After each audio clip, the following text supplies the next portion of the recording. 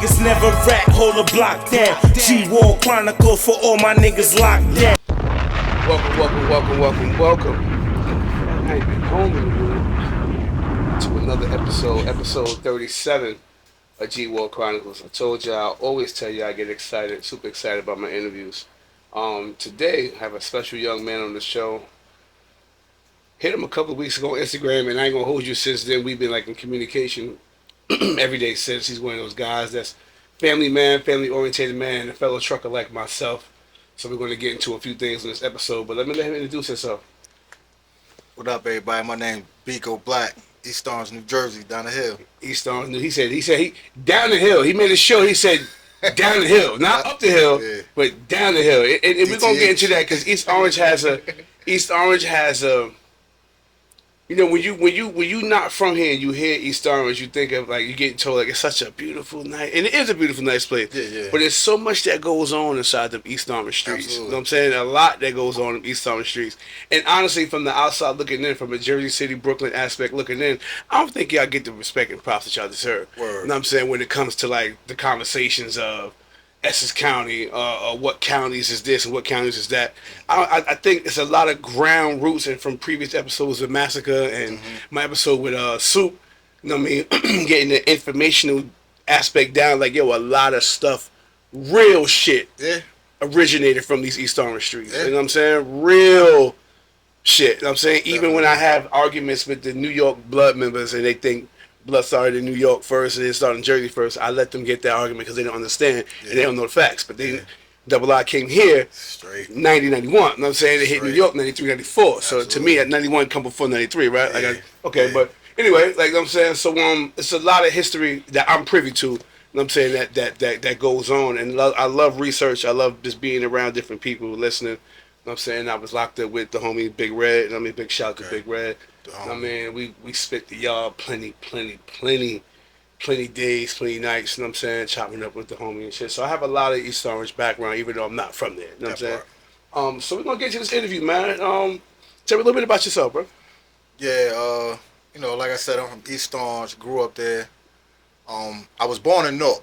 Okay. I was born in Newark. I stayed with my mom's in Newark. That's going to be the fight right there. He was born in Newark. Yeah. That's going to be the fight right there. It always is. That's going to be the fight right there. Like, Really? But, you know, I was born in Newark, down there on 18th Avenue, Livingston Townhouses, you know, right down the street from Muhammad Ali, Prince Street and all that. And eventually I moved with my grandparents on William Street. Okay. In East Orange around the age of maybe 6 or 7. Okay. So, yeah, that's where I grew up at. That's, you know, East Orange, that's my stomping grounds.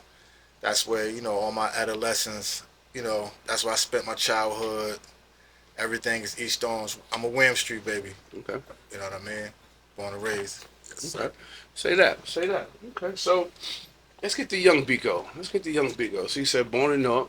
I mean, but you moved. How old was you when you made that transition? I had to be about 6 or 7. You know what I mean? You know, issues was going on with, you know, with me and my mom. My mom's at the time was dealing with a lot of mental issues and stuff like that. Okay. So my grandparents got custody of me, and you know, that's when I moved to East Orange on William Street, and you know, everything else is history after that. So now let me ask you, how did you feel you was affected by that transition?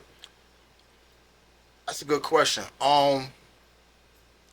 It was difficult at the beginning because you know, my grandparents they sheltered me. Okay. You know what I mean? I had a lot of aunts and uncles in the same house, so coming into a house where my grandparents already had, you know, adults and teenagers, is like, okay, I'm the baby now.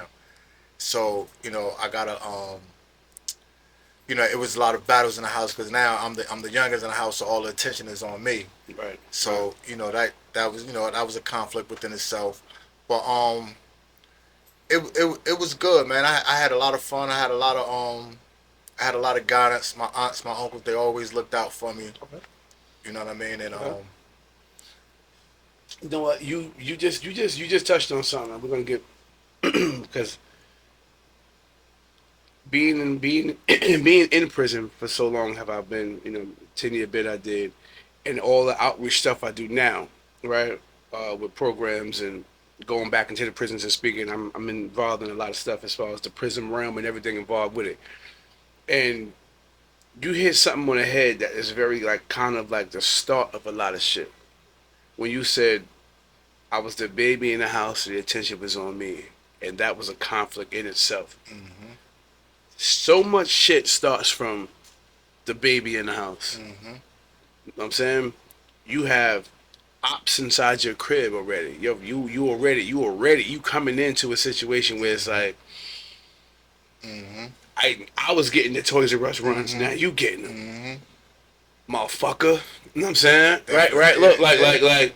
nah, I don't fuck with that little nigga. Yeah. That's your whole little brother. It's a whole 5-year gap, 6-year gap. Yep. And that leads to either I'ma outdo my big brother. You know what I'm saying? I'ma outshadow my big brother. I don't fuck with my little brother. Like it be so many things that come along with that. Yeah. So I'm glad that you said that. You know what I'm saying? Because a lot of people don't realize, like, yo, you came up into some bullshit. Yeah. Nah, I remember. Siblings jealous of siblings. Yeah. Fathers jealous of mothers. Sons, daughters, mothers jealous of daughters. Like, it's really household drama. Yeah. You know what I'm saying? In a lot of situations. Yeah. Word. I remember. You know what I mean? The arguments, the fights. I remember it all. But it all made me learn how to have tough skin. Mm-hmm. You know what I mean? Mm-hmm. I had to learn how to tough skin, and like I said, it was always fun because my grandmother's house was the headquarters of the family. Okay. So cookouts and parties and weddings, everything was there at that house. So everybody always came to that house. Okay. And I always was the center of attention. Okay. You know what I mean? Like when my little cousins or my brothers and everybody came over, everybody was just happy to come over to William Street. They knew I was going to be there, and I had something going on. Okay. So it seemed like you came up in a structured Yeah. facility. Okay. For the most part, yeah. So how old was you when you hopped off the porch? Around 13. And why hop off the porch? If you getting the attention, you getting the stuff, you getting what's needed, right? Why hop off the porch? And you say 13, so you hopped off the porch at 13. Why hop off the porch? It was, you know what? It was to fit in with my peers. Okay. You know what I mean? Because of the things that they was doing. Like I said, I was sheltered, so I was oblivious to what was going on outside. You know what I mean? Like a lot of my friends, and I told the story before. Like a lot of my friends was, from Wayman Maple or Wayman Grove, so they was already programmed to outside. Right. They knew what was going on. So the little moments that because I couldn't go no further than Wayman Maple, and went back then. You had 133 North Maple. Right. And that building was getting to it. To me, when you watch New Jack City, they talk about the Carter. That was the Carter. That was the Carter. So what were some of the things that was appealing to the eye to you? What were some of the things that you wanted? Like when you saw what made you like, yeah, I want to get out here and get to this money. First of all, my uncle Ice, he used to hang with the dealers up there on Wayman Grove. Okay. I mean Wayman Maple. So I saw everything. They was pumping weed at this time. You know what I'm saying? So I saw everything, and the jewelry, the Cadillacs. I remember old heads buying a whole block pizza in the summertime. You know what I mean? It was the sneakers. You know what I mean? The Adidas, the shell toes. It was all that, and I didn't get attracted to it just yet, but I started to understand what was going on around me. You know what I mean? From being exposed to it. Right. By my peers that's my age that I'm hanging with, and they already getting love from them already. Right. I'm getting love too because who my uncle was and who my family was. But I used to just come outside and just hang with them, and I used to just get exposed to so much stuff. Right. Until it was like after Pop Warner, because I played Pop Warner for East Orange, played for East Orange Rams. Then I went over to Elmore Park, played for the Panthers. All right. Then I tried high school football, but that's when we started smoking weed. So it was like, all right, I ain't going to practice today. Right. I'm going on William Street. My energy low. Energy is low. I wasn't beat. But just running with the young guys out there on William Street and seeing what they was doing, and like I said again, trying to fit in. You know what I mean? Just trying to fit in, trying to be down, and that's what really got me outside. That's one of the main reasons for a lot of us, honestly. And it's not even peer. I'm not even going to calculate it as peer pressure because nobody even got to say nothing to you. It's just what you see. Yeah. And it's alluring and it look good. Yeah. You know what I'm saying? And at this time, it's like everybody couldn't just come outside and hang around. Like you really had to show what you was about. And I went through the motions. They didn't just let me come outside. You know what I mean? I came outside and had to like earn it. It wasn't given to me. I had to earn it. That was the energy back then, before social media and before things got out of control. I like to deal with my era of stuff. I'm 43. You know what I'm saying? I like to deal with how we deal with stuff. You know what I'm saying? And me as a 43-year-old man, I have no business. Like the era right now, we gotta look at the era that's running it right now. Yeah. The era that's between 13 and 25. This is daytime. Yeah.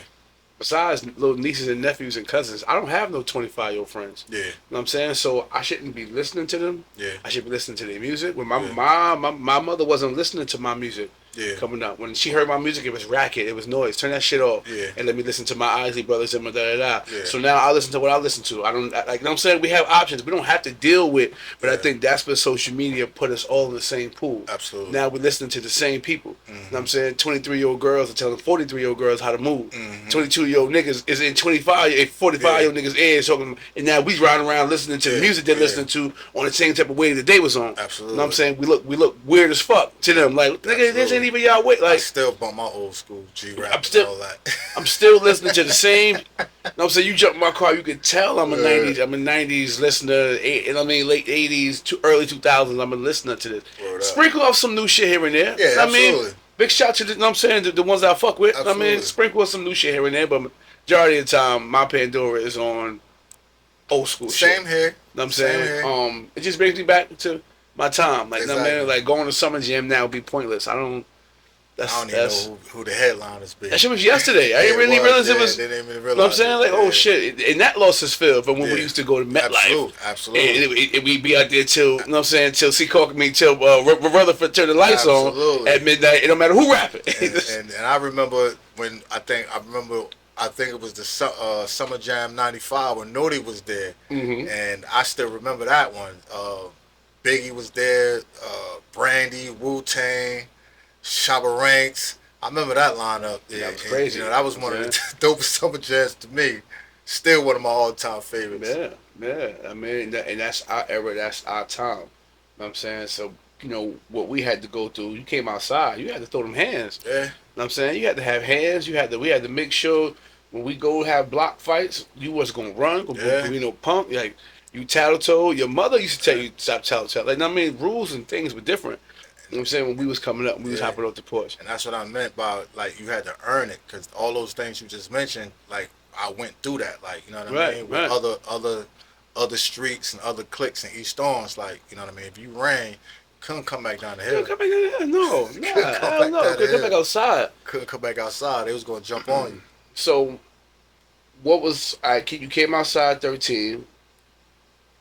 When did you have your first run-in with the authorities? My first run-in with the authorities, and it's so funny because I was still, like I said, I was still learning. So you couldn't come outside with your own shit. So back then, you know what I mean, rest in peace, was an old head, JB. We used to call him JB. So he had like a team. He had like maybe 5 or 6 of us. Okay. You know what I mean? And he was a friend of my uncle. So he kind of like looked out for me, like, cause I used to fuck packs up.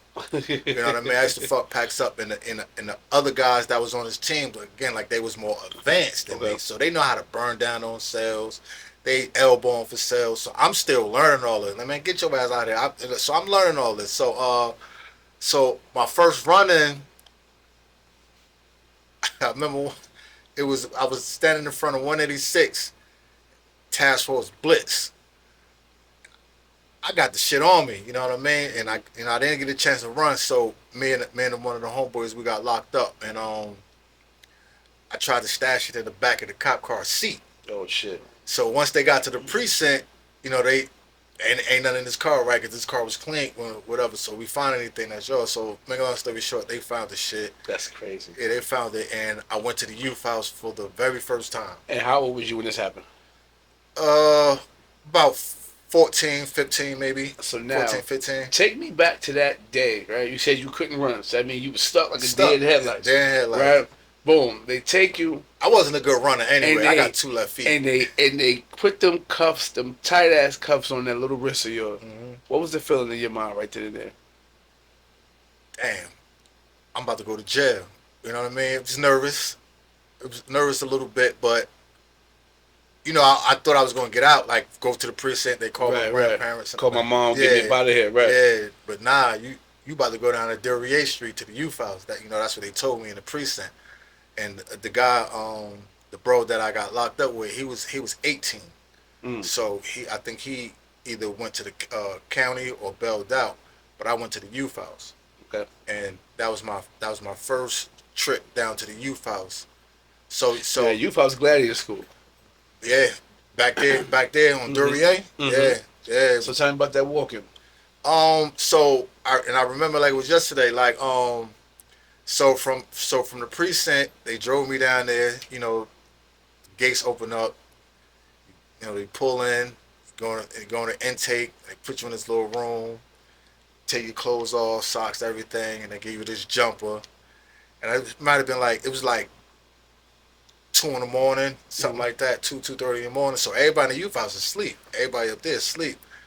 So you in intake for a little while. Then they give you your blanket, give you your sheets or whatever. So they took me to the unit. They took me upstairs. I actually went upstairs to 3A. Okay. And that's where the 16, 17-year-olds is at. Okay. Car thieves, guys with bodies and stuff like that. So they took me up there. So I'm in the day room. And I mean, everybody sleep. They still sleep. So I'm in the day room. I think the news was on. And when they open up their doors for the guys to come out to shower and brush their teeth to get ready for breakfast, everybody just coming out looking, because that's the first thing they do, to look to see who came up. You know what I mean? Right. So everybody coming up. I got the blanket in my hand. I just see everybody coming, looking, go back, brushing their teeth. Young dudes, wait on them. You know what I mean? And I'm just sitting here like, all right, this is what it is. So, heart beating. Heart was beating. Heart beating now. Until I saw one dude that I knew. Somebody. Whoa, look. Word up. No, not about to get crazy. Word up. Until I seen one dude that I knew, and that was my man from William Street. That was his cousin. He from North. And he always used to come back and forth to, over to our block every now and again. So that's how he knew me. I can't think of his name at the moment, but that's how he knew. He was like, oh, it's like Mel. They was calling me Mel. Like, Mel, what you doing here? I got caught with X, Y, and Z. He's like, all right, I'm look out for you. But eventually, once, first shift came on, they took me downstairs to 2A, 2B, where like the 14, 15-year-olds is at. So I was down there, which was cool. And then I think I went to court like maybe a week later, and I got released. Okay. And I believe I got probation, or they just R'd me or something like that. Now, in that week that you spent in there, what was like some of the shit you was seeing in there? A lot of playing, because you got to remember we was kids, so it was a lot of playing, and I'm learning, like, you know what I mean. It was a lot of playing, a lot of joking, and a lot of fights. A lot of fights. I mean, if the count was too high, if the count was over 31, we couldn't move. You couldn't go to rec. Right. So it had to be like 28 and under. So they used to line up. Used to line up in a one single line, and whoever was in the front of the line had to start counting from one all the way to the back, to the last person line. So if the count was 31 or something like that, no rec. Couldn't move. So you know what they would do? Start the weakest link, would they just start popping off on them, getting them off the unit, because the count was too high. Oh shit. You know what I mean? So if you wasn't liked, or we gotta get 3 down. Yeah, gotta get 3 down. Niggas gotta go. And thank God I was never one of the ones that got jumped on, but I've seen that go down a couple times. You know what I mean? And then once the count, then maybe the next day we can go to rec. That is crazy. Yeah, the youth house is That wild. is crazy. Yo, so listen, bro, we gonna buy him, and him. That's crazy. Yeah. That is crazy. Yeah. Or sometimes whoever was the head honcho, he'd get out the line and just walk through the line and pow, just set it off. That's now crazy. you got three of his, but they on your ass getting that countdown. That's crazy. Yeah. So now, what do you think type of mental conditioning that was doing to you at 14, 15? To see that, for one, it was hoping that I wasn't the one that had to get jumped off the unit. Always, hoping that never happened to me, because I was always a play fiend. I was always a jokester. So right. Fighting was never my thing. Right. You know what I mean? Right. I did it when I had to, but the youth house shaped and molded me to sometimes you gotta attack first. Right. You know what I mean? So So just seeing that, and I'm learning. Each day I'm in it, I'm learning the process of how this shit go. You know what I mean? You either gonna sink or swim. Or sink or swim. You know what I mean? You're either gonna sink or swim. One or the other. So, like I said, I was in there for a week, so I witnessed all that, and I kind of met people in there while I was in there. So then I went home. You know what I mean? And went right back outside. Right back outside. Right back outside. So basically, all that shit. Because I got a taste of the youth house now. All that shit you just saw, instead of it, so it reversed. Yeah. Instead of you being like, yo, you know what, I'm cool. Yeah. I ain't trying to go back in there and do that shit. You're like, you know what, I know how this is. I know if I got to go back in there, I already know what I got to do. I already know what I got to do. I'm learning. Back outside. I was back outside. Back outside. Back outside, and then so now, as they say, you learn more of the game. So when you go back out, you elevate it. So now, when I come home, now I got a taste of the youth house. So now my chest is out a little bit. Chest out a little bit, yeah. You know what I mean? My chest is out a little bit. Y'all ain't gonna just take sales from me. Ain't nobody jump on me. Yeah. You know what I'm saying? Niggas know what's up. Exactly. And not even so much of that. It was just like, all right, I got a taste of the youth house. I ain't scared to go back there if I ever had to, but I'm coming out here, and now, like I said, I done seen how it goes in there. So now I'm gonna transition this out here now. You know what I mean? The things that I learned about myself. Mm-hmm. You know what I'm saying? So, now it was like, all right, jokers ain't taking no more sales from me no more. You're not stepping on my toes like that no more. I'm going to start speaking up now. So, I learned all that. Mm-hmm. You know what I mean? Right. Had a couple good fights, you know what I mean, on the block. You know what I mean? Jokers that used to take advantage of that weakness on me, I'm sticking up for myself now. You know what I mean? And good fights to whereas EOPD sat on the corner and let us get it in. Mm-hmm. You know what I mean? Let us get it in. Old school shit. Yeah, old school shit. Old EO school sat shit. right there. Let us get it in. The whole block is out there watching me scrap. You know what I mean? And those fights. Fights. You know what I mean? Fights, and I held my own. Good old fair ones. Yeah. And so good now, old fashioned fair ones. Yeah. So now everybody on the block like, okay, Beat got hands. You know what I mean? He ain't. You know what I mean? He ain't this laid back kid that he used to be before. So I started getting more. I started getting respect. Not knowing sidebar. Not knowing that win, lose, or draw. Yeah. A fair one is a respect gainer between two men. Yeah.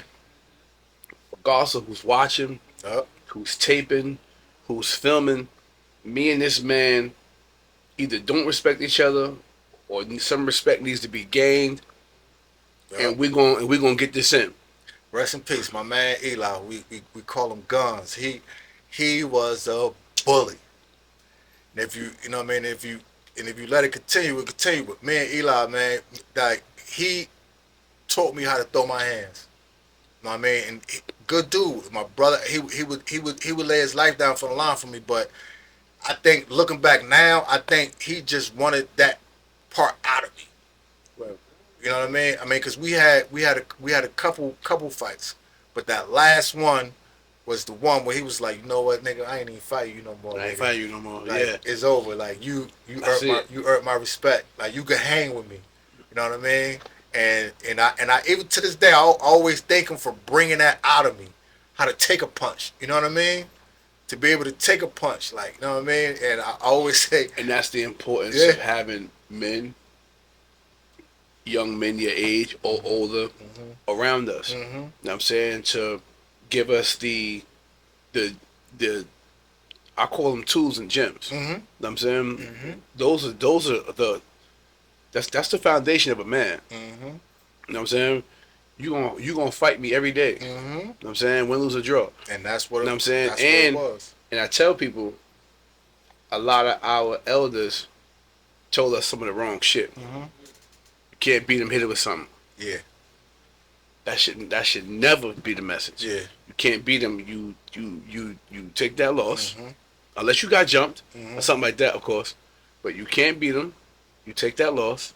You train yourself, and you beat the shit out the next person. You know what I'm saying? Mike Tyson, great fighter. He has losses. Muhammad Ali has losses. Joe Frazier has losses. You know what I'm saying? Like, some of the greatest people that we respect in the world with their hands have losses. That part. You know what I'm saying? It didn't make or break them. You know what I'm saying? The Patriots have losses. The Bulls have losses. Jordan have losses. Like, everybody has, like, you know what I'm saying? And you can't, but we can't sell somebody, if you lose, do something drastic to make it right. That's the wrong energy to push. You know what I'm saying? And I feel like that energy is what stays in the minds of these young shooters. Because we didn't run to the gun as soon as something happened. It'd be a 7-on-7, a 15-on-15. We line up and call them out. Niggas throw hands, boom, boom. And to the point, we even though we didn't like each other, we respect each other so much to the point where if I slammed you, I ain't stomp you out. I'll let you get up.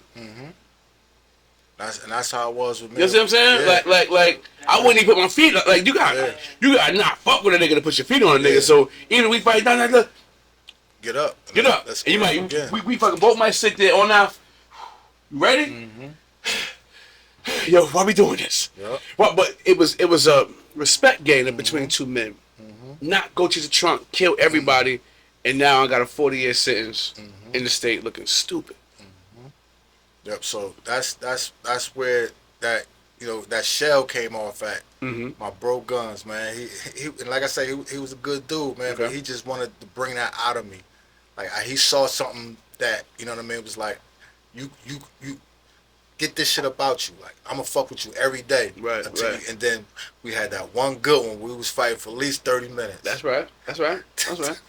I never forget, because it was Old Park had a festival on Old Park.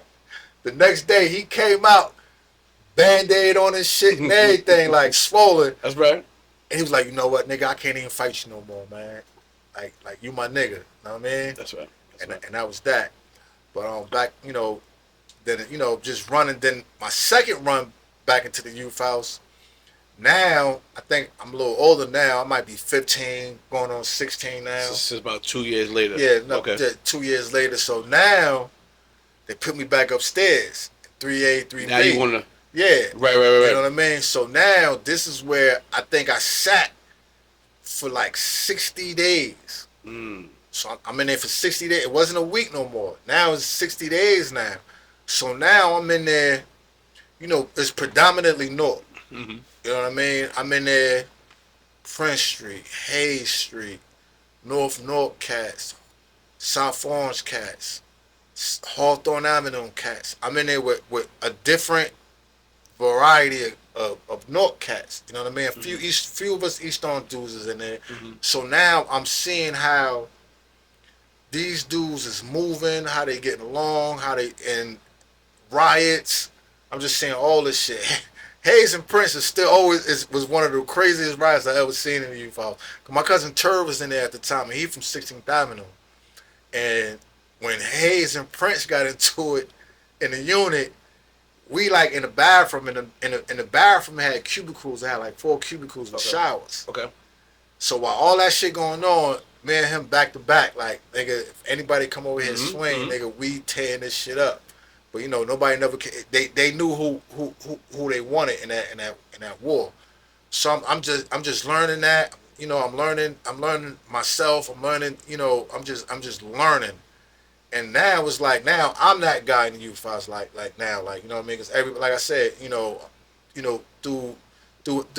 through joking and having fun and stuff like that, and even a couple fist fights here and there, older dudes, looking out for me, protecting me, stuff like that. So now I'm I've been in there for 60 days. Is a long time in the youth house. You know what I mean? So now I kind of got respect in my unit now. You know what I mean? So, it was rough camp. And all this is just making the big boy jail life easier. Yeah. Because now it's preparation. Yeah. You know what I'm saying? Exactly. I survived this. Mm-hmm. And you're meeting people. And I'm meeting people now. So now when I get home, I could go on the block I never could really go on before. Exactly. You know what I'm saying? And pull up on the big homie over there. Exactly. And he tell niggas, nah, he cool, he with me. Exactly. If I could do this with 4 other blocks, now we could. And that's how it was. And that's what jail is. That's how it was. I'm jumping Prison on the 90 Grove from Women Grove. I'm jumping on the 90, going over there to 16th Avenue to chill with jokers I met in the youth house. That's right. That's how it be. You know, that's just how it grow. You expand. Them prison relationships be some deep, good relationships, bro. Like, you meet a motherfucker in there because you stripped down in there. You don't have nothing. Nothing. So the person you are in there, exactly. You know what I'm saying? Is really that's really you. That's really you. That's and really why you. I said that's where I learned who I really was. I learned who I really was. Cause you don't got shit. You don't got shit. You either gonna be a soldier or a punk. And you see some of the toughest niggas go to jail, and they get broken. Yeah, I've seen They get broken. Whether they cry every day, run to a religion, start fucking with homo, like it'd be somebody that you'd be like, look at this nigga right here, like, oh shit, that shit get to you. You know what I'm saying? Break you down from the inside. You know what I'm saying? So now you come home off this 60 days. So now your 60-day run is like, so now you moving and grooving with different people, right? What was the transition? How long was the period till the adult jail? The adult one. So I think what happened is I caught one more youth house run. After that, the judge was like, "Nah, we're gonna send you down Jamesburg." You're doing too much. Yeah, sat me down. I went down Jamesburg. Now, like I said, now we ain't just dealing with Essex County. We dealing with the state of New Jersey. State of New Jersey. So you meeting jokers from Camden, New Brunswick, Jersey City. So wait, let's go back real quick. Because you said you had that. You said you had that solid grandfather structure. When all this was going on, what were they on? My grandparents. Yeah. When you say what were they on, man? Like how was they on? Like you going to jail? Towards me? Towards you? Yes. My and it's crazy because you remember that scene in Menace to Society when I swear to God, that really happened to me. That really happened to me. My grandmother. You want to live or die? Yeah. You want to live or die? My grandparents sat me down in the dining room and we sat at the table. And my grandmother, she wasn't always soft spoken, but when my grandfather took the lead, she was soft spoken. It's like it's nothing I could really say no more. Right. You know what I mean? Right. And my grandfather was just letting me know, like, look, you doing this, you got to get out. I don't want this in my house. Whoop, whoop, whoop. So, they was always there. Court dates, visits, they was always there. So I get sent to Jamesburg and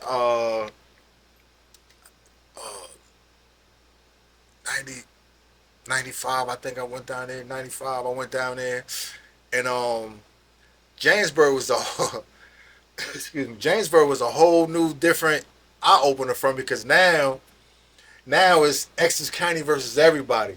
So everybody that you was with in the youth house is down there. Now y'all gotta stick together, whether you from East Orange, Irvington, no matter where you from, y'all gotta stick together. Now it's county beef. Now it's county beef. Hudson County. Yeah. Essex County. Union County. Camden County. Middlesex County.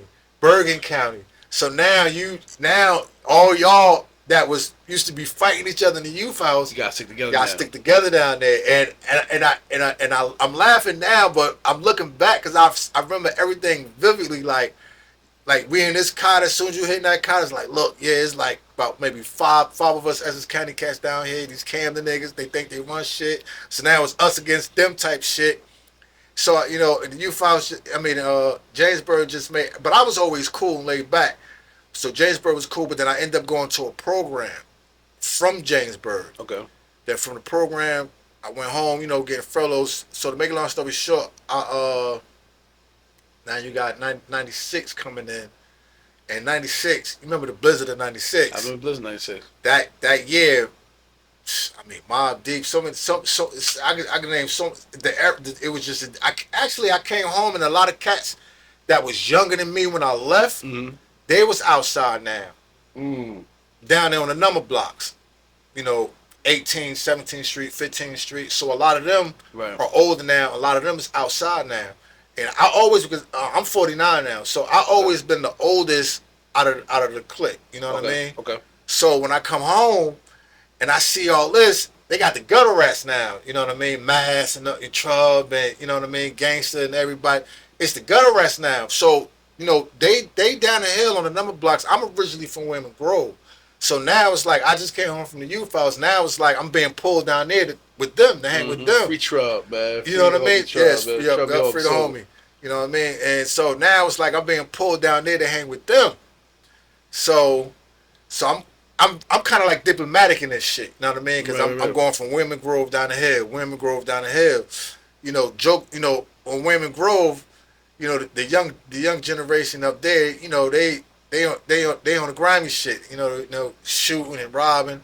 Down the hill, niggas, they was getting money, partying, right, dressing, cars. So you getting the best of both worlds. I'm getting the best of both worlds. You understand what I'm saying? So it was crazy, but they got caught a case, and I went to the county, but by this time, 96, I'm turned. I hit the county jail. I'm turned, like, you know what I mean? I'm turned, like. So back then they had the 7-day program. So you sit there for 7 days, then you get released on the ROR. So after 3 of those, now I got no bail. Now you got to sit. Now I got to sit. Now you got to sit. And get shipped to Caldwell. Okay. Caldwell. Rest in peace, man. Fatal. Our relationship got real tight in Caldwell. Okay. You know what I mean? That was one of my comrades. And from Caldwell, went down to Annandale. Okay. You know what I mean? So now we moving into 99. That's when I hit adult jail. Like, I went to Annandale, got down there in 99. And the gang shit was full fledged, kind of at that time. Right. You know what I mean? And that's what we was off of. And from Annandale, I got shipped out of Annandale and went to Northern State. That's when I hit the gang unit, and shit got dark. You know what I mean? I'm down there, 2001, and that's when shit got dark, man. Because Northern State was different. Northern State was different. Northern State. So was explain different. that transition from Caldwell, Annandale to Northern State. So in Caldwell's, I was in there. Northern State is a different place. Different place. So Caldwell, I'm in there. I'm chilling, commissary. We doing my thing. And What's the atmosphere like in there? In Caldwell at that time? Yeah. It was laid back for me. I was chilling. You know what I mean? Because like I said, I done been through this shit now. Right, you know what I mean? It's chilling. I got a little name for myself. You know what I mean? Couple dollars on the books. You know what I mean? So we was on the West Wing. Still wild, but like I said, I'm reserved by nature. You know what I mean? If I gotta get funky, I get funky. But by nature, I'm just a reserved cat. You know what I mean? So I'm mostly chill. Right. You know what I mean? So that's how Caldwell was for me, because I know I had a little shorty on my team coming to see me, writing me. Mm-hmm. So I'm chilling. You know what I mean? I had just got this.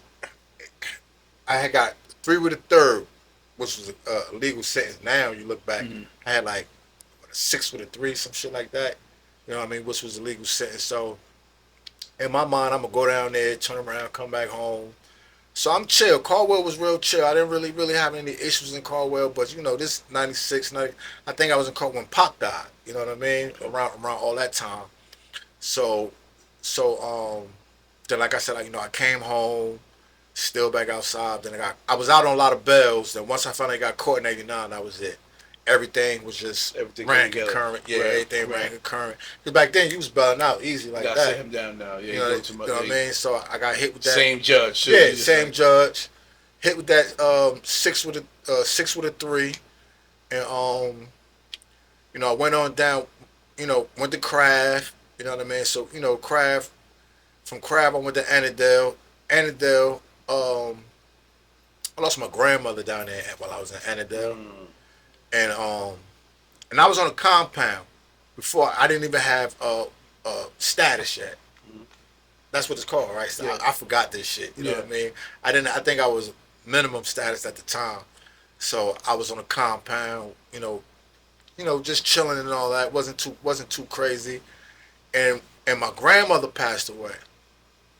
So, and I remember this. I remember like it was yesterday.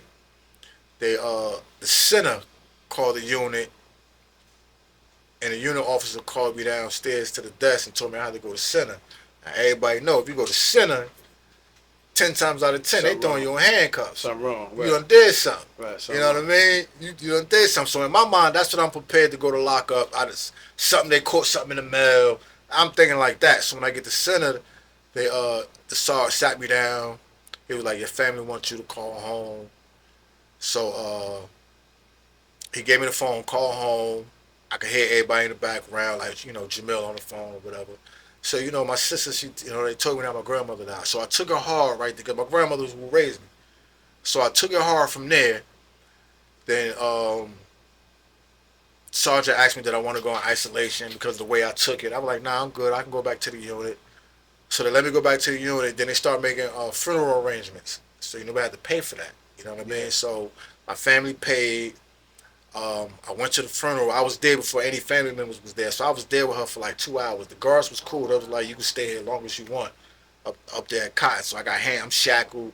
So I sat there long as I wanted, on my knees, just talking to her, just telling her, I'm going to do right when I come home, stuff like that. So now let me ask you this. Was that an eye opener for you? Yeah. Was that like the holy shit, like I'm over my grandmother with handcuffs on. Yeah. You know what I'm saying? It's something you'll never forget that. You know what I mean? I would never forget that. You know what I mean? I felt like I wanted to do better, but I did the opposite. I had nothing but anger after that. So once I got back to Annandale, it was just like fuck everybody. You know what I mean? I just started getting into all kind of shit. Misplaced that anger. Yeah, misplaced the anger. You know what I mean? And got into some gang shit. Got shipped out straight to Northern State. So I was back there, and cause when you get shipped out, you go to STG, but you go to the Ag Seg part. Okay. Because you gotta have your hearing. Right. So when I got shipped there, I had my hearing, and in my hearing I was found out guilty. So they put me on a compound. So now I go from Annandale's a youth correctional facility. Right. Now I'm in Mountain View Youth Correction. Mountain View Youth Correctional Facility. Now I'm on a compound in Northern State Prison, NSP, Northern State Prison. Total shock. Total energy shift. Total energy shift. Hostile environment. Lots of drugs. Tension in the air. Tension in the air. Lots of drugs. Now, mind you, this 2000, 2001, I can't really remember how old I was there, but maybe 23, maybe 23, 24. I'm still young. I'm still vibrant. Right. I got so much energy, and I never forget my bunky dollar bill. He had to be about 57 years old. Sit your young ass Sit down. your young. Why they put this young motherfucker in my? Because I'm on the door. Right. I'm on the door hollering at the homies all night, banging on the door. No, I'm wilding. What? I'm wilding. Dollar Bill was fed up with my motherfucking ass. Shout out to Dollar Bill, man. He was fed up, but now I'm seeing a total shift in how prison is operated. Right. Niggas come back from visit. Niggas coming to the door. I'm just watching. Sliding dope into Dollar Bill, and Dollar Bill breaking that shit down with books and matches and paper, bringing a bundle down. Just a corner. And I'm just watching all this shit. A corner. Probably was $50. He made about 2,000. You know what I'm saying? Yeah. I'm watching all this shit. This much. Every visit, they would bring that shit to Dollar Bill. You know what I mean? Dollar Bill break it down, do. He's sniffing, drinking his coffee. Now me and him getting cool. Cause Dollar Bill was he was a laid back old head, but we didn't match because I'm 20-something years old and I'm wild. I'm but you need him though. I needed him. Right. And he was definitely trying to school me, and I'm gonna get to that.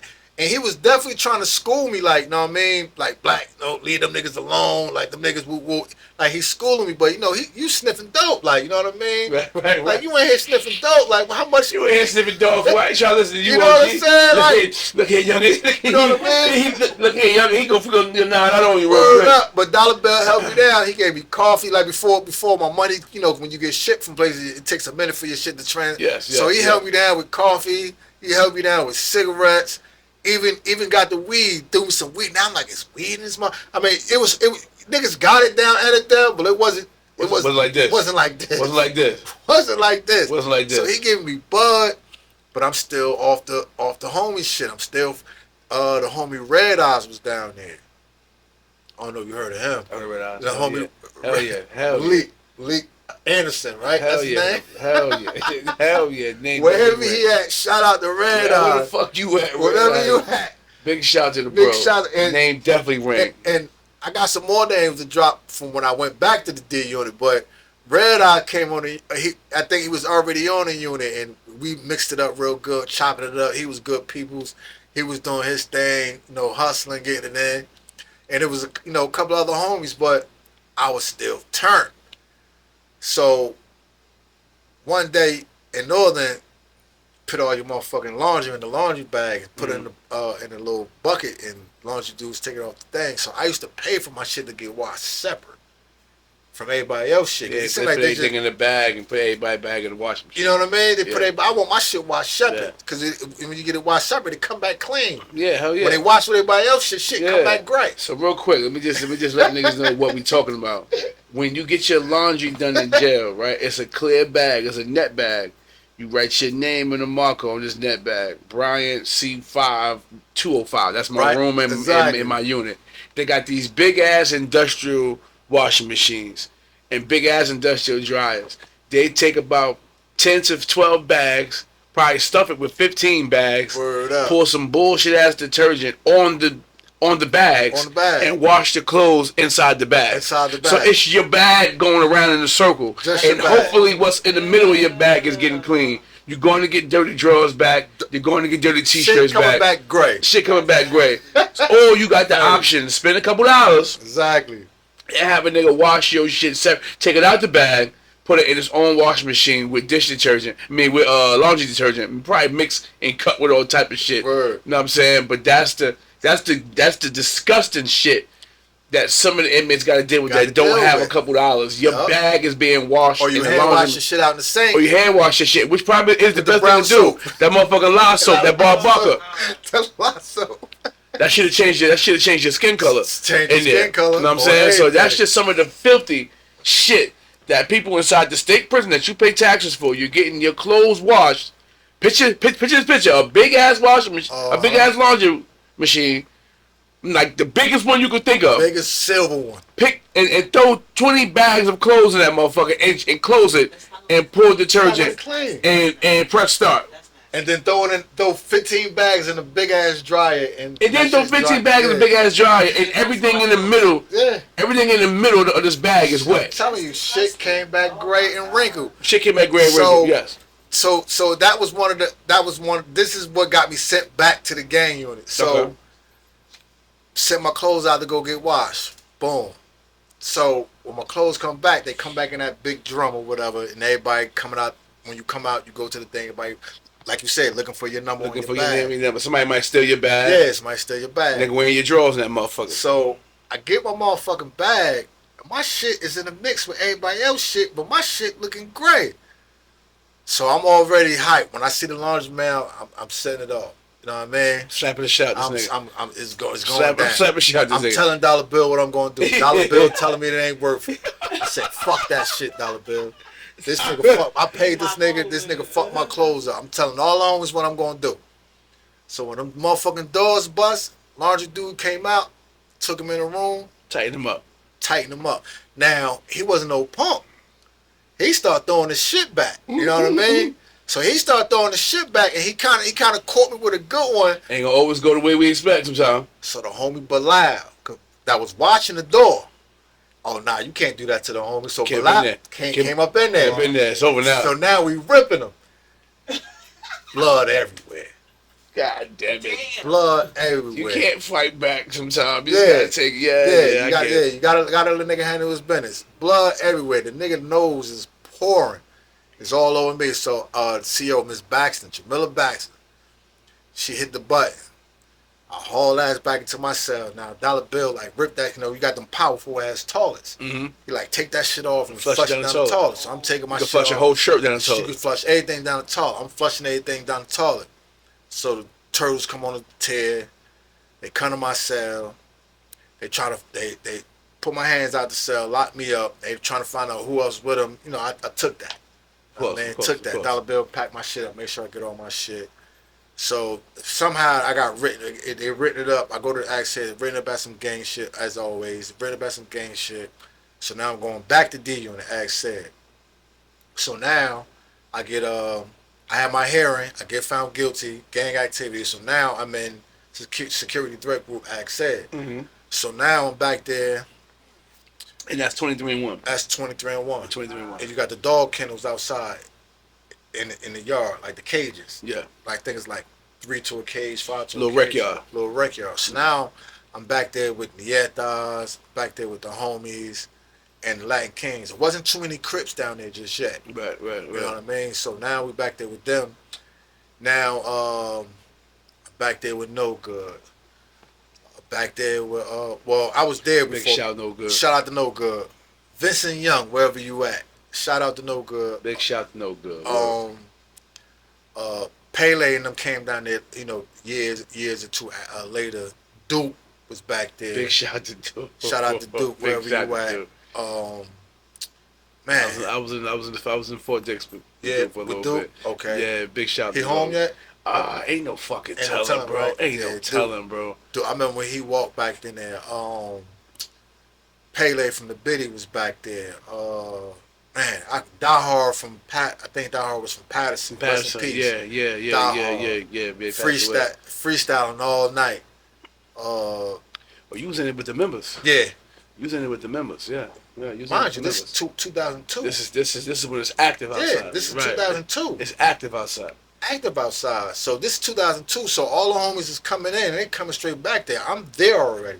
I'm sending them suits and cigarettes. So you got and the foundation set up. I'm already back there. Okay. You know what I mean? And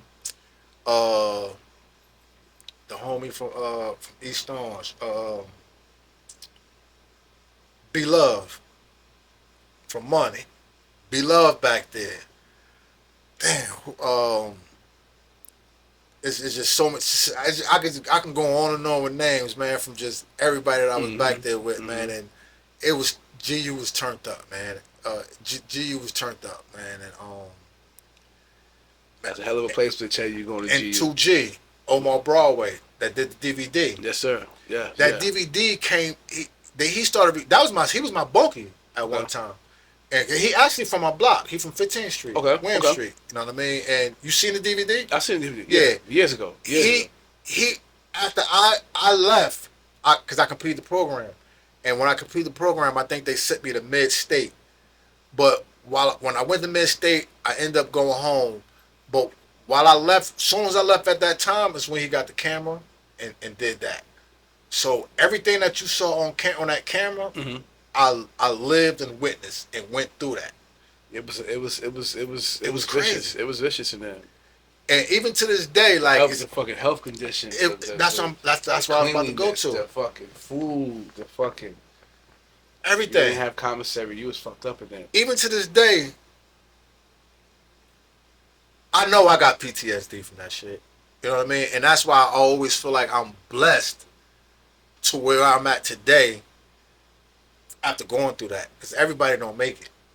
You know what I mean? You got to have a strong mental to keep going and striving and elevating after living like that for so long. I think I was back there maybe 3 years. So total, sit back right now. Let's come. How many years you gave to the system? From a juvenile or as an adult? From juvenile on. All that shit count. Shit, all my trouble started in '93. From '93, I've been going in and out of jail from '93 to 2004 is when it stopped. When it stopped. So how long you been home now? I've been home since 2004. 2004. So now, let's fast forward. 2026. How long you had your CDL for now? For 3 years. 3 years. So now, that's one of the main things I push when I go to these programs and I talk to the youth. I tell them that because let's be clear, it's all about the money. You got to be able to make enough to be comfortable in your day-to-day functions, right? And I tell all my young men, listen, come home, get your CDL, get in that truck. Me being by myself, just being able to drive, seeing the world, meeting people, seeing different areas of New Jersey, you know what I'm saying? Exploring, just being alone, getting that solitude, whether I'm on the phone with the bros, kicking it, talking to wifey or whatever. You know what I'm saying? I'm just able to do what I need to do while I'm making enough money to pay my bills and have enough money left over. We make good fucking money Game out there. changer. You know what I'm saying? We make great money out there. Game changer. On that road. You know what I'm saying? I encourage my young brothers, listen, the streets ain't the same. Ain't the same. You know what I'm saying? From the era that we just described to right now. The powers that be, the money that can be made. And true, everybody's story not the same. Some of you young niggas might get in the game and be the next millionaires. Cool. It also may not be your story. And it could be clipped your third day outside. Some of us don't make it 30 days outside. You know what I'm saying? Don't make it to 18. Don't make it to 15. Don't make it to their 40s. You know what I'm saying? And it's a privilege and a pleasure to be here. To see gray hairs. To see, you know what I'm saying? I know when you lost your grandmother, and lucky that you was one of the privileged ones to be able to go to the service. Because some niggas couldn't either couldn't afford it, custody too high. You know what I'm saying? And you know what I'm saying? To be able to lose loved ones and not be able to go to the service, not be able to attend the repast, you getting them pictures in the mail. You know what I'm saying? And it's like, damn, like hold on. You know what I'm saying? So I'm glad you was able to identify, I call it a POC, the point of contact, where you was like, you know what? This ain't it. You know what I'm saying? And I'm sure it's not easy. Every day. I'm sure it's not easy. You know, we still have friends. We still have people outside that's still doing certain shit. You know what I'm saying? So to get stuff is the easiest thing in the world to do, honestly. You know what I'm saying?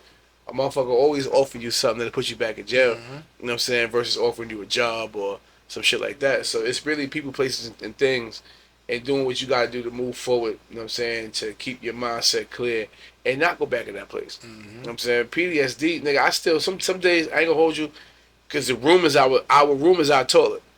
Some days I'll be in the bathroom for hours, bro, and don't even be using the bathroom, just sitting there. You know what I'm saying? Because this was the room. That was the room. You know what I'm saying? And just sitting there like. You didn't have to go too far to go to use it. I mean, I ain't gonna hold you. I get a lot of shit done in there. Yeah. Like editing, brainstorming, sending out emails, checking emails. That's when I really get a chance to go through my phone, check my DMs, check my. And it's like, yo, like, get the fuck, go in your room. Like what the fuck are you doing? Like, you know what I mean? But it's the mental conditioning of what we've been through, right? So out of all the time you did, what was one of the craziest things you've seen to this day that had you like, yo? One of the craziest things. Craziest things you've seen while you was in there. One of your craziest ones to make you call home, like, grandma, I gotta get the fuck out of here, grandma. I think it was the riot back there in the gang unit. Just watching jokers get pulled out their cell and beat up by the turtles. You know what I mean? I think that was one of the wild moments for me. Just watching a human being just get dragged like you're a piece of shit. You know what I mean? Down the tier, just getting hit on, and like even to this day, sometimes I have dreams where I'm locked up, and I just wake up real fast, and she be like, "You okay? Like you're home." I'm like, babe, I swear to God, I just had a dream. I was locked up. I'm on the phone with you. And, like, I still have those moments. You know what I mean? And you've been home since 2004. But I left out. When I came home '04, I couldn't get a job right off the bat. You know what I mean? So I was pumping weed from like '04, and I think I caught a case, just a weed case, in '09, and I had weed and a gun. So what they did was they dismissed the weed and didn't give me a possession of a weapon. They gave me not having a permit, Right. and I think that was like 18 months. So I went down beginning of '99, came home 2010, and when I came home 2010, I had found a job, and I've been working ever since. So you've been I got my CDL. Okay. So you caught some small Yeah. minor shit. Yeah. Now that 18 months that you had to do for that was probably The worst. The worst. I was just about to say that was the worst of my life. because that was when the mindset is different. The mindset. Now was you way like, bruh, what the fuck? The mind state was different, and my wife today, she stuck with me because I met her when I came home in '04, and I had got my license, and my grandfather was still living at this time. Mm-hmm. So being as though I lost my grandmother when I was in jail, that's all she remembered of me. You know what I mean? So my thing was, all right, my grandfather's still here, and I want to show him that I could change and be the grandson that he always wanted me to be. And I had the privilege to do that. Right. I got married, had, block parties, travel, and just was able to call him like, Dad, like I'm about to get on a plane, like, you know what I mean? So he was proud of me when he passed on.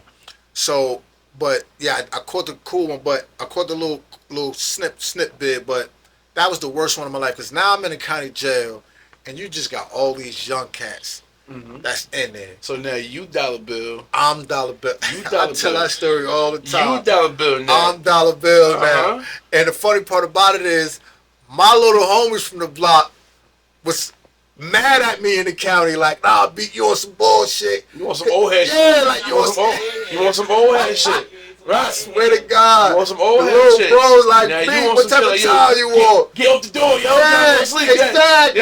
Yeah. Or you got the poppies coming to me like, "Yo, Big, tell your little homies to let us watch TV a little bit." Or, this, that, and the third. I'm like, "Yo, let them watch TV. I'll beat you on some bullshit. Wait till we go home. We're going to tell everybody you on some bullshit." And that's when the mind clicks. That's when it clicks to, because you see dudes every Tuesday coming inside the jail, and the attitudes be different. And you'll meet a dude that come in, face screwed up, demeanor all fucked up. I don't know you, I don't want to know you niggas. I ain't trying to meet nobody. You like, yo, what's up with bro? What's up with you? Like, yo, I just came home and I'm right back in this bitch. Yeah. And after, oh, you on that type of time? Oh, you gonna be fucked up in here. You gonna be fucked up in here. You gonna have a hard bid because you really like. I was trying to do something different and I got jammed up. And it's crazy because I remember a youngster, and it's crazy because I remember a youngster came in and he had a body and he was fucked up. Like he didn't remember catching a body. And he was in the cell with me. You know what I mean? He showed me his paperwork and all that, murder, this, that, and the third. And I'm just chopping him up with him. I'm ready to go down, do my little 18 months. And I just, chopped him up, fed him, make sure he was all right.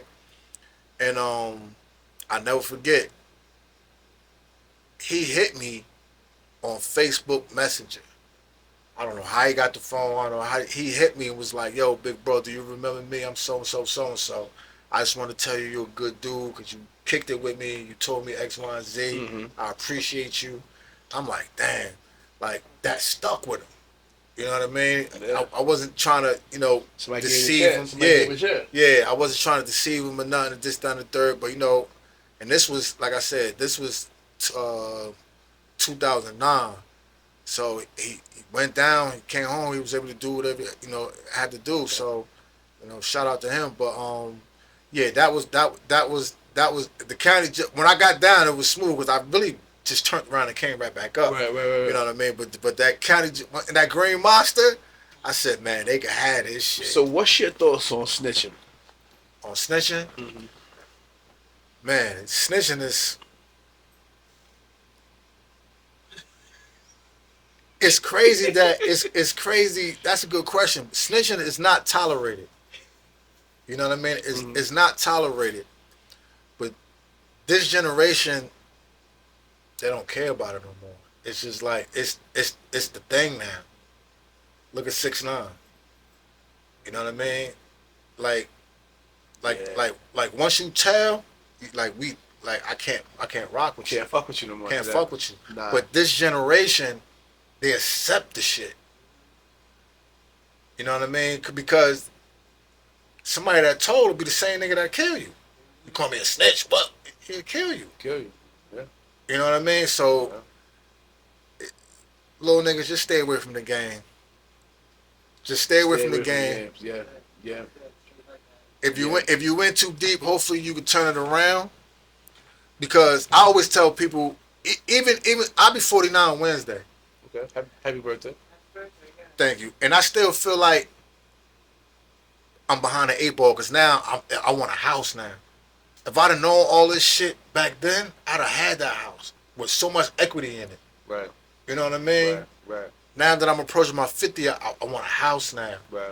You know what I mean? How long am I going to drive trucks? Your mind clear, right? You know what I mean? How long do I got to drive trucks? Now I want somebody else. I want to get my own truck. I have somebody else to drive. So I'm not behind the 8 ball, but I still say I'm behind the 8 ball just to push me. Self-motivation. Okay. Because if I knew what I knew now 20 years ago, I'd have had that house. I'd have had, trucks or other things to bring money in. Even how to govern relationships properly. Yeah. You know what I'm saying? You lose all that time. We know how to run jails, but that don't mean nothing in a relationship. That don't mean nothing when it's time to go to the bank. I mean nothing when it's time to credit card, loans, etc. You know what I'm saying? But we've been dealing with another lifestyle. You know what I'm saying? Yeah, I might not know how to go in the bank and do this and do that, but you put me in jail right now and I can run a tier. You know what I'm saying? In less than a week, I can have the whole jail. And you know what I'm saying? And this generation don't think like that. They don't think that far ahead. They only think about what you just said, going into jail, running a tier.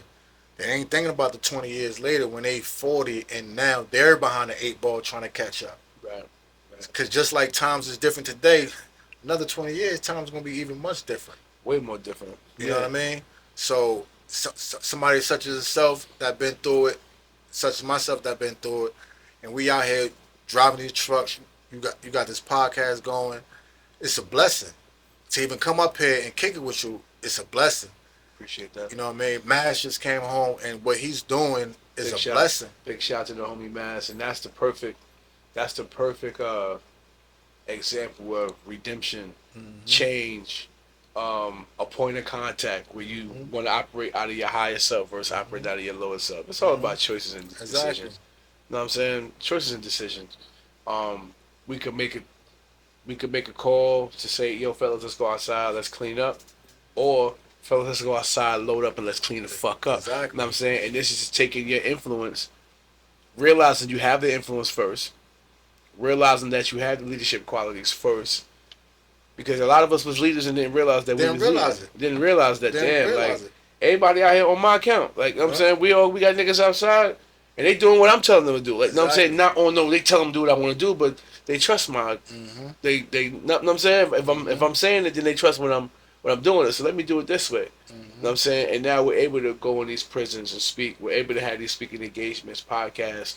You know what I'm saying? These platforms where now my voice is nothing what my voice was 20 years ago. You know what I'm saying? And I'm glad that you guys like Mask, guys like Red, like, I mean, people who we really was out here doing this shit. You know what I'm saying? And now it's like, when you really been through shit, you don't want no smoke. I want to go to festivals and chill and hang out and be around women. I don't want to be around no fucking what? Be around that goofy shit, drama and face masks and shit. All that. Nah, I'm cool. You know what I'm saying? I'm cool. Like, even in the work atmosphere, like, I be, we cool, we kick it and everything, but leave me alone, man. I ain't trying to get personal with none of y'all. Y'all cool. I ain't trying to fuck this shit up. I ain't trying to do that. Because none of y'all don't know what I've been through. You know what I mean? And I'm not going to fuck none of this shit up for y'all. Exactly. You know what I mean? I feel that. So, in closing, right, for the young homie that's watching, for the young homie that's chasing this illusion, chasing this dream of, I want to be the next Big Meech, I want to be the next Mass, I want to be the next, I want to be the next Beaker, I want to be the next, like, for those that's chasing this illusion that's going to lead them into a brick wall or a fucking dirt casket, what would you have to say to them? I would just tell you right now, it ain't worth it. Um, I know it's cliche. Listen to your parents. You know, they always say that. You know, listen to your parents, and they be like, man, you know, some parents not around. Some parents are their friends. Mm-hmm. You know what I mean? But if you in the game, try to find a way to get out, because 10 to 20 years or even a life sentence ain't worth it. Your friends gonna leave you. Your girl gonna leave you. It just ain't worth it. And Kids then gonna forget about you. kids gonna forget about you. Somebody else gonna be raising your kids. They gonna be calling somebody else daddy. You know what I mean? It's just not worth it. You got your whole life ahead of you. I'm still having fun today. You know what I mean? I'm doing what I want, financially secured, happily married. I'm doing what I want. You know what I mean? And 20, 30 years ago, I've never thought I'd be sitting in this seat. You know what I mean? 30 years ago, I thought I had life or be in the ground. But, you know, God spared me, and I'm still here today. And, you know, put the guns down. You know what I mean? Pick your hands up. Yeah, put the guns down, pick your heads up. You know what I'm saying? Because the cops is killing us.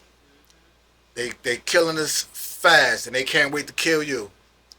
Because it's always justified, especially if you got a weapon on you. Or if they think that you got a weapon on you. Or you got a criminal background. Or you got a criminal background. Yeah, criminal background. They getting justified for killing our kids, man. So just keep your head on the swivel, and you know what I mean. Just try to do the. It ain't corny to get a 9 to 5. Nah. It's not corny. Nah. Hell no. I don't want to work at McDonald's. I don't want to work at Wendy's. But that's a stepping stone. That's discipline. To be able to get up. It's not just about who. It's not about where you working at. It's the discipline that you're doing to get to work and earn your check. Earn your check. You know what I mean? Once you not have to look over your shoulder. Yeah, you ain't gotta look over. You ain't gotta look over your shoulders. So you know that's just my advice, man, to the next generation, the youngsters. If you can get out, get out. If you ain't never been in, don't get in. Straight like that. And yeah, pretty much. In closing, that's really, if you don't have to, and I get it, right? I get it. People want to make their own money, and they want to do what they want to do. They want to make their own path, but everybody you see who maybe a few sprinkles of some, but majority of people who you see was out here doing this just came home from the feds, just came home from the state. Girl got kids by a whole nother family. Now we got a whole other family. You know what I'm saying? You struggling to get your kids to listen to you. Like, you know what I'm saying? It ain't worth it. You know what I'm saying? It ain't worth it. It's really not. I mean, but I understand that people want to make their own path and want to go through it. Listen, let me go through it. You know what I'm saying?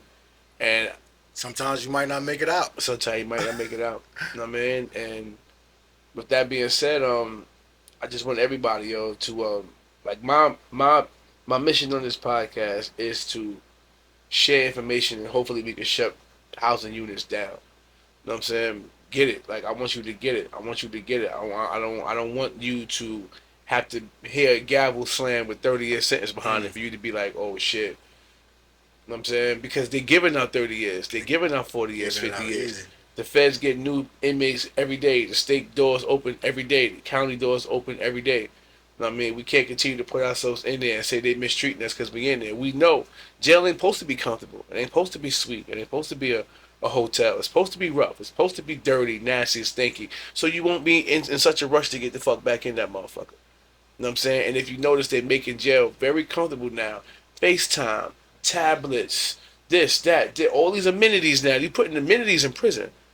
You know what I'm saying? Making it, come on in, get this sweat equity that we want from y'all. You know what I'm saying? And as you can see, every day you turn on your phone, cops is just dogging motherfuckers out here. You know what I mean? So listen, man, like with that being said in closing, focus, man. People, places, and things.